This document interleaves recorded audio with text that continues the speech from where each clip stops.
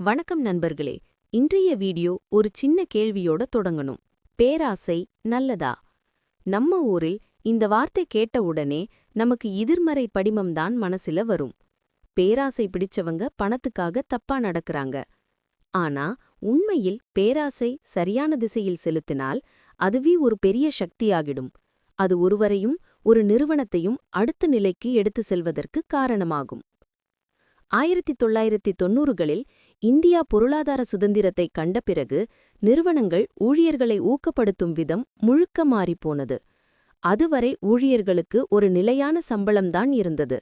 ஆனா அதன் பிறகு ஒரு புதிய யோசனை வந்தது.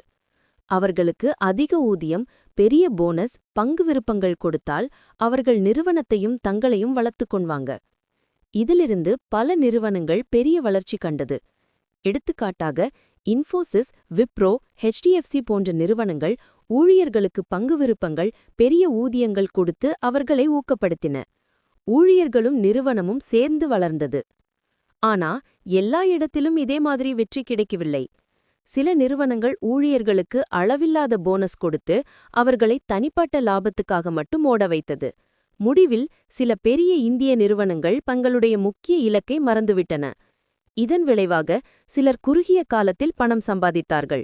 ஆனால் நிறுவனம் நீண்ட காலத்தில் பின்னடைந்தது. அதனால்தான் முக்கியமான கேள்வி, பணம் மட்டும் ஊக்கமா, இல்லை சரியான அமைப்போட சேர்ந்துதான் அது சக்தியடையுமா? ஒரு ஊழியரை ஊக்கப்படுத்தி 10 பேரை மனச்சோர்வுக்கு ஆளாக்கினால் அது நிறுவனம் முழுவதையும் பாதிக்கும். அதனாலதான் புத்திசாலியான நிறுவனங்கள் இன்று ஒரு முக்கியமான விதியை பின்பற்றுகிறது. ஒவ்வொரு ஊழியரும் ஊக்கமூட்டப்பட வேண்டும். ஊக்கமும் நியாயமும் ஒன்றாக இருக்க வேண்டும். குறுகிய கால வெற்றி மட்டுமில்லாமல் நீண்ட கால இலக்கையும் நோக்கணும். ஒரு ஊதிய அமைப்பு வேலை செய்யணும்னா அதுக்கு முன்னாடி சில அடிப்படை விஷயங்கள் சரியாக இருக்கணும். முதலாவது அளவீடு. அளவிடவில்லை என்றால் பெற முடியாது. ஊழியரின் செயல்திறனை அளவிடுவது மிக முக்கியம். இரண்டாவது கண்காணிப்பு. வருட முடிவில் மட்டும் மதிப்பீடு செய்தால் போதாது. இடைவிடாத கண்காணிப்பு ஊழியருக்கு இலக்கின் முக்கியத்துவத்தை உணர்த்தும். மூன்றாவது கருவிகளின் கட்டுப்பாடு. ஊழியர் வெளிக்காரணிகளால் பாதிக்கப்படாமல் இருக்க தேவையான கருவிகளும் அதிகாரமும் இருக்க வேண்டும். நான்காவது நிலைத்தன்மை. சிறிய குறுகிய கால காரணிகள் பெரிய இலக்கை மாற்றப்போடாது. ஐந்தாவது ஊதியமும் திட்டமும் இணைப்பு.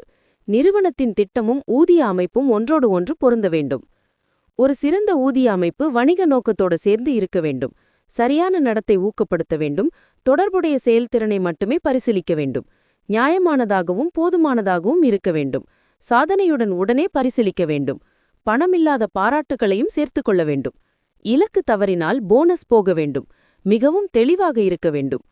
பேராசை தானாகவே நல்லதோ கெட்டதோ இல்லை, அது எதோட சேர்ந்திருக்கிறது என்பதுதான் முக்கியம். சரியான திட்டம், சரியான இலக்குகள், சரியான அமைப்பு, இவை எல்லாவற்றோடும் சேர்ந்திருந்தால் பேராசை ஒரு பெரிய ஊக்கமாக மாறும். பணம் மட்டும் ஊக்கமல்ல, பாராட்டு, அங்கீகாரம், நியாயம், தெளிவு இதெல்லாம் சேர்ந்துதான் ஒரு ஊழியரையும் நிறுவனத்தையும் வெற்றிக்கு கொண்டு செல்லும். நீங்க என்ன நினைக்கிறீங்க? பணம்தான் மிகப்பெரிய ஊக்கமா, இல்லை பாராட்டுதான் முக்கியமா? கமெண்ட்ல சொல்லுங்க. வீடியோ பிடிச்சிருந்தா லைக் பண்ணி ஷேர் பண்ணுங்க. அடுத்த வீடியோல இன்னும் சுவாரஸ்யமான கதையோட வரேன்.